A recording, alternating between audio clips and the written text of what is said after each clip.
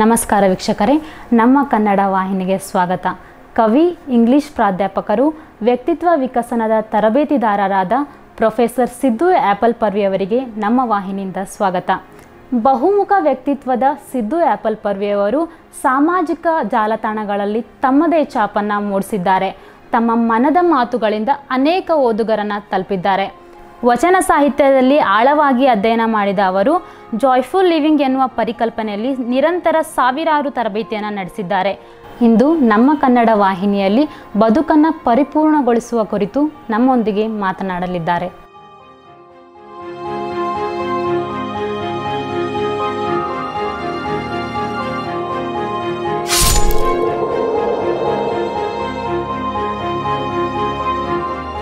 ನಮ್ಮ ಕನ್ನಡದ ಮನಸ್ಸುಗಳನ್ನು ಕಟ್ಟುವ ಹೊಸ ಪ್ರಯತ್ನ. ಯೂಟ್ಯೂಬ್ ಮೂಲಕ ಅನೇಕ ಸಂಗತಿಗಳನ್ನು ಹಂಚಿಕೊಳ್ಳುವ ಒಂದು ಸದುದ್ದೇಶ. ಸ್ನೇಹಿತರೆ, ಈ ಬದುಕು ವಿಚಿತ್ರವಾದ ಪಯಣ. ಇಲ್ಲಿ ಕಷ್ಟ ಇದೆ, ಸುಖ ಇದೆ, ಆತಂಕ ಇದೆ. ಆದರೆ ಇವುಗಳನ್ನು ಬಿಟ್ಟು ನಾವು ಬದುಕೋಕ್ಕಾಗೋದೇ ಇಲ್ಲ.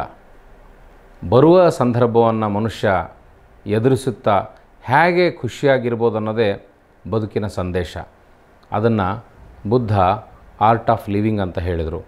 ಅನೇಕ ಈ ನಾಡಿನ ಸಂತರು, ಶರಣರು, ಸಾಧುಗಳು ಮನುಷ್ಯ ಹೇಗೆ ತನ್ನ ಬದುಕಿನಲ್ಲಿ ಖುಷಿಯಾಗಿರಬೇಕು ಅನ್ನೋದನ್ನು ಹೇಳ್ತಲೇ ಬಂದಿದ್ದಾರೆ. ಈಗ ಆಧುನಿಕ ದಿನಮಾನಗಳಲ್ಲಿ ನಾವು ಅನೇಕ ಶಾಸ್ತ್ರಗಳ ಮೂಲಕ, ತರಬೇತಿಗಳ ಮೂಲಕ ಮನುಷ್ಯನ ಮನಸ್ಸನ್ನು ಬೆರಗುಗೊಳಿಸುವ ಮತ್ತು ಕಟ್ಟುವ ಕೆಲಸವನ್ನು ಮಾಡ್ತಾ ಇದ್ದೇವೆ.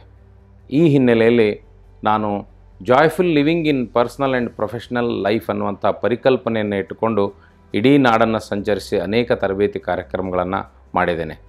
ನಮ್ಮ ಕನ್ನಡ ವಾಹಿನಿಯ ಸ್ನೇಹಿತರು ನಮ್ಮ ಕನ್ನಡದ ಮೂಲಕವಾಗಿ ಅನೇಕ ಮಾಹಿತಿಗಳನ್ನು ನಮ್ಮ ವೀಕ್ಷಕರಿಗೆ ನೀಡಬೇಕು ಅನ್ನುವಂಥ ಒಂದು ಕೆಲಸವನ್ನು, ಜವಾಬ್ದಾರಿಯನ್ನು ನನಗೆ ಕೊಟ್ಟಾಗ ತುಂಬ ಸಂತೋಷದಿಂದ ನಾನು ಈ ಯೂಟ್ಯೂಬ್ ವಾಹಿನಿಯ ಮೂಲಕ ತಮ್ಮೊಂದಿಗೆ ನನ್ನ ಅನುಭವಗಳನ್ನು ಹಂಚಿಕೊಳ್ಳಲಿಕ್ಕೆ ಮನಸ್ಸು ಮಾಡಿದ್ದೇನೆ. ಸ್ನೇಹಿತರೆ, ಇದು ಜೀವನ ಬರೀ ಸುಖದ ಮೂಟೆಯಲ್ಲ. ಇಲ್ಲಿ ಕಷ್ಟವೂ ಉಂಟು, ಸುಖವೂ ಉಂಟು.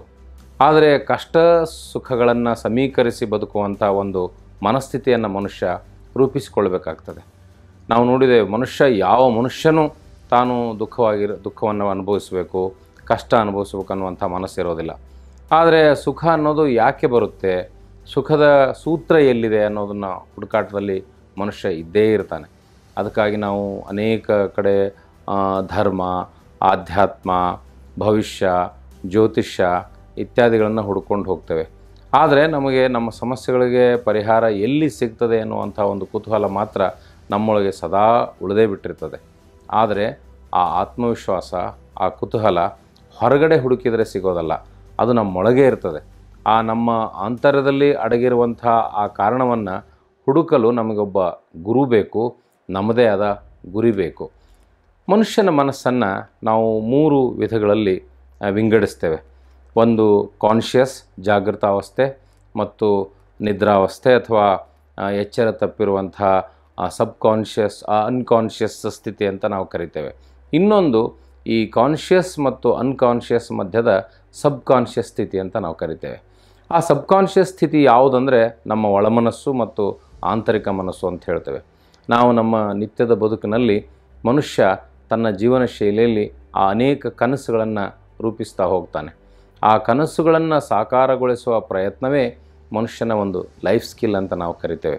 ಹೇಗೆ ಮನುಷ್ಯ ತನ್ನ ಬದುಕನ್ನು ಕಟ್ಟಿಕೊಳ್ಳಬಲ್ಲ, ಆಂತರಿಕ ಶಕ್ತಿಯನ್ನು ಹೇಗೆ ಹೆಚ್ಚಿಸಿಕೊಳ್ಳಬಲ್ಲ, ಅದಕ್ಕೆ ಇತ್ತೀಚಿನ ಸಂಶೋಧನೆ ಮೂಲಕ ಗೊತ್ತಾಗಿದ್ದೇನೆಂದರೆ the power of subconscious mind ಅಂತ ಕರಿತೇವೆ. ಆ ಪವರ್ ಆಫ್ ಸಬ್ಕಾನ್ಷಿಯಸ್ ಮೈಂಡ್ ಇದೆಯಲ್ಲ, ಅದು ಮನುಷ್ಯನನ್ನು ಒಂದು ಹಂತಕ್ಕೆ ಒಯ್ತದೆ ಅನ್ನೋ ಸೂತ್ರವನ್ನು ನಾವೆಲ್ಲ ಅರ್ಥ ಮಾಡ್ಕೋಬೇಕು. ನಮ್ಮ ಬದುಕಿನಲ್ಲಿ ನಾವು ಅನಿರೀಕ್ಷಿತವಾಗಿ ಇವತ್ತು ಅನೇಕ ಬೆಳೆದಿರುವಂಥ ದೊಡ್ಡ ದೊಡ್ಡ ವ್ಯಕ್ತಿಗಳನ್ನು ನೋಡ್ತೇವೆ.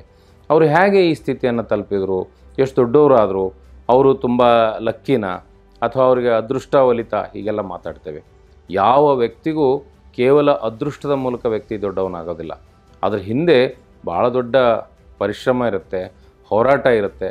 ಆದರೆ ನಮಗ್ಯಾರಿಗೂ ಆ ಪರಿಶ್ರಮ, ಹೋರಾಟ ಕಾಣಿಸೋದಿಲ್ಲ. ಆ ವ್ಯಕ್ತಿ ಅನುಭವಿಸಿದವನಿಗೆ ಮಾತ್ರ ಗೊತ್ತು. ಆದರೆ ನಾವು ನೋಡೋದು ಓನ್ಲಿ ರಿಸಲ್ಟ್ ಓರಿಯೆಂಟೆಡ್. ನಾವು ಯಾವುದಾದ್ರೂ ವ್ಯಕ್ತಿಯನ್ನು ಸೆಲೆಬ್ರಿಟಿ ಅಂತ ಕರಿತೀವಿ. ಅವ್ರು ಭಾಳ ದೊಡ್ಡ ಸೆಲೆಬ್ರಿಟಿ, ಅವ್ರು ಭಾಳ ದೊಡ್ಡ ಸ್ಟಾರ್ ಸೋಲ್ ಅಂತ. ಆ ವ್ಯಕ್ತಿ ಆ ಸೆಲೆಬ್ರಿಟಿ ಮತ್ತು ಸ್ಟಾರ್ ಸೋಲ್ ಹೇಗಾದ ಅನ್ನೋದನ್ನು ನೋಡಿದಾಗ ನಮಗೆ ನಿಜವಾಗ್ಲೂ ಅಚ್ಚರಿಯಾಗುತ್ತೆ. ಪ್ರತಿಯೊಬ್ಬ ಮನುಷ್ಯ ತನ್ನ ಮನಸ್ಸಿನಲ್ಲಿ ಹುದುಗಿರುವಂಥ ಭಾವನೆಗಳಿಗೆ, ಆಸೆಗಳಿಗೆ ಒಂದು ಶಕ್ತಿಯನ್ನು, ಚೈತನ್ಯವನ್ನು ಕೊಡುವಂಥ ಕೆಲಸವನ್ನು ಸ್ವತಃ ತಾನೇ ಮಾಡಬೇಕಾಗತ್ತೆ. ಜಾಗೃತಾವಸ್ಥೆಯಲ್ಲಿ ಇದ್ದ ಮನುಷ್ಯ ತನ್ನ ಸುಪ್ತ ಮನಸ್ಸಿಗೆ ಸಂದೇಶಗಳನ್ನು ಕಳಿಸ್ತಾನೇ ಇರಬೇಕು.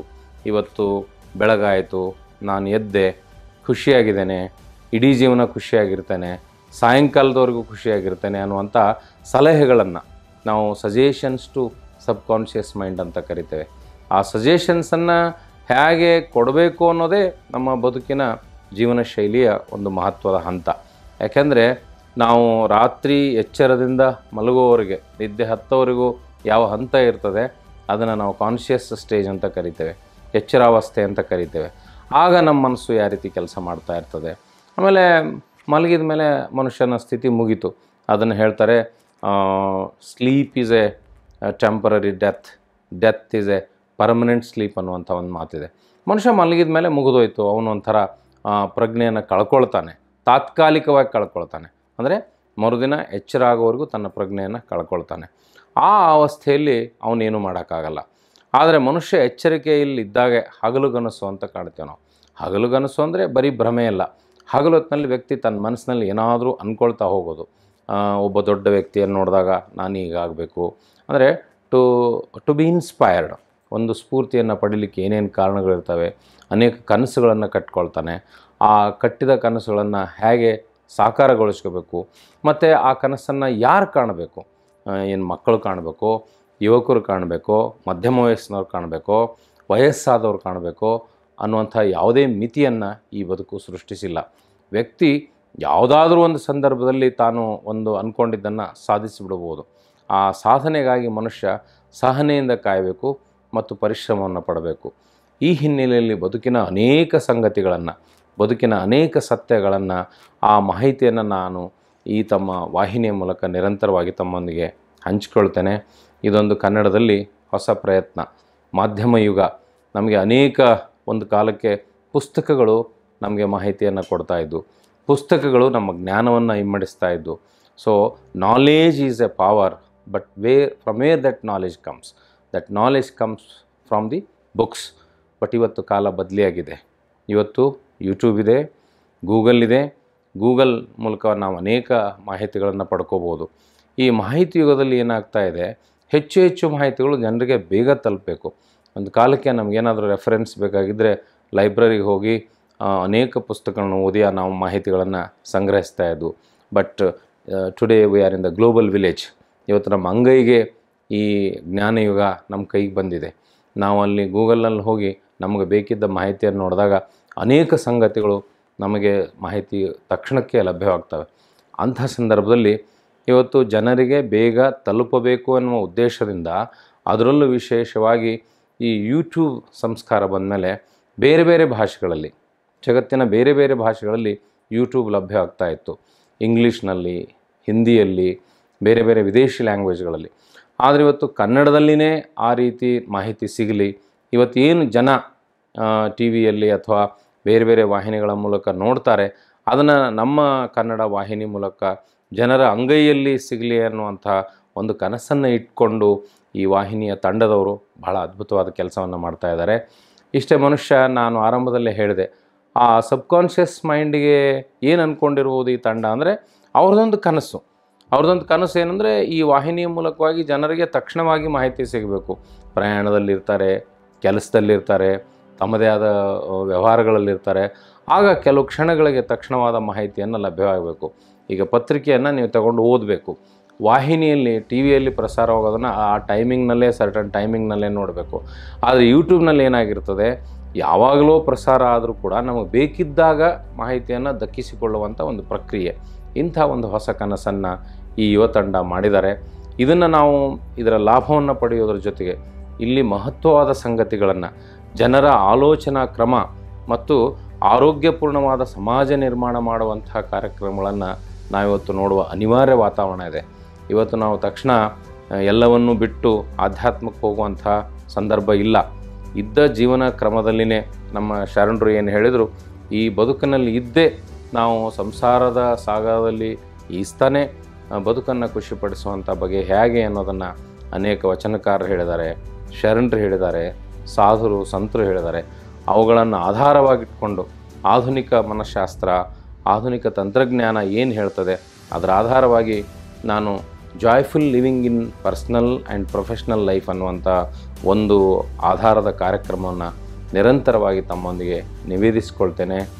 ತಾವು ಈ ಯೂಟ್ಯೂಬ್ ಮೂಲಕವಾಗಿ ಇದನ್ನು ಸಬ್ಸ್ಕ್ರೈಬ್ ಮಾಡಿ, ನಮ್ಮ ಕನ್ನಡ ಚಾನಲನ್ನು ಸಬ್ಸ್ಕ್ರೈಬ್ ಮಾಡಿ ತಾವು ಕಾರ್ಯಕ್ರಮಗಳನ್ನು ನೋಡಿ ಬಯಸಿದಾಗ ಅಥವಾ ತಮಗೇನಾದರೂ ಮನಸ್ಸಿನಲ್ಲಿ ಸಮಸ್ಯೆಗಳಿದ್ದಾಗ ಈ ಕುರಿತು ಪ್ರಶ್ನೆಗಳನ್ನು ಕಳಿಸಿದರೂ ಕೂಡ ಆ ಪ್ರಶ್ನೆಗಳ ಆಧಾರವಾಗಿಟ್ಟುಕೊಂಡೇ ಉತ್ತರಿಸುವ ಮಾದರಿಯಲ್ಲಿ ನಾನು ಕಾರ್ಯಕ್ರಮವನ್ನು ತಮಗೆ ಕೊಡ್ತಾ ಹೋಗ್ತೇನೆ.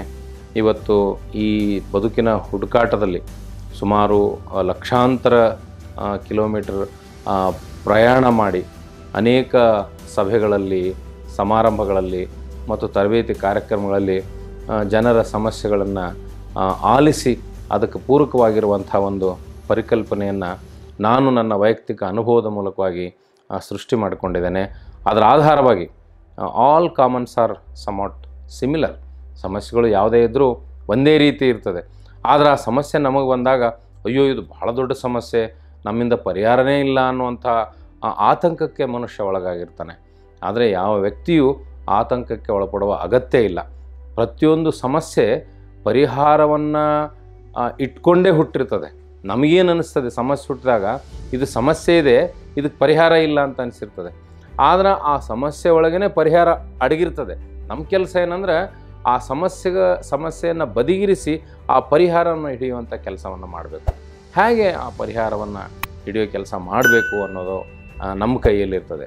ಹಾಗಾಗಿ ಯಾವತ್ತೂ ವೀಕ್ಷಕರು ತಾವು ತಮ್ಮ ಮನಸ್ಸಿನ ದುಗುಡ, ಆತಂಕ ಮತ್ತು ನೋವು, ತಲ್ಲಣಗಳ ಕುರಿತು ಪ್ರಶ್ನೆಗಳನ್ನು ಕೇಳಿದರೆ ಅವುಗಳಿಗೆ ನಾನು ಉತ್ತರವನ್ನು ಕೊಡ್ತಾ ಹೋಗ್ತೇನೆ. ಈ ಮನುಷ್ಯನಲ್ಲಿ, ಈ ಬದುಕಿನಲ್ಲಿ ಯಾರೂ ಪರಿಪೂರ್ಣರಲ್ಲ. ನಾವು ತಿಳಿದುಕೊಂಡದ್ದೇ ಪರಮ ಸತ್ಯ ಅಲ್ಲ. ಅನೇಕ ಸಂಗತಿಗಳನ್ನು ನಮ್ಮ ನಿತ್ಯದ ಅನುಭವದ ಮೂಲಕ ನಾವು ತಿಳಿತಾ ಒಂದು ಹೊಸ ಹಾದಿಯನ್ನು ಕಂಡುಕೋಬೇಕಾಗ್ತದೆ. ಈ ನಿಟ್ಟಿನಲ್ಲಿ ನಮ್ಮ ಕನ್ನಡದ ಮೂಲಕ ನಾವು ಆ ಪ್ರಯತ್ನವನ್ನು ಮಾಡೋಣ ಅಂತ ಹಾರೈಸ್ತೇನೆ. ನಮಸ್ಕಾರ.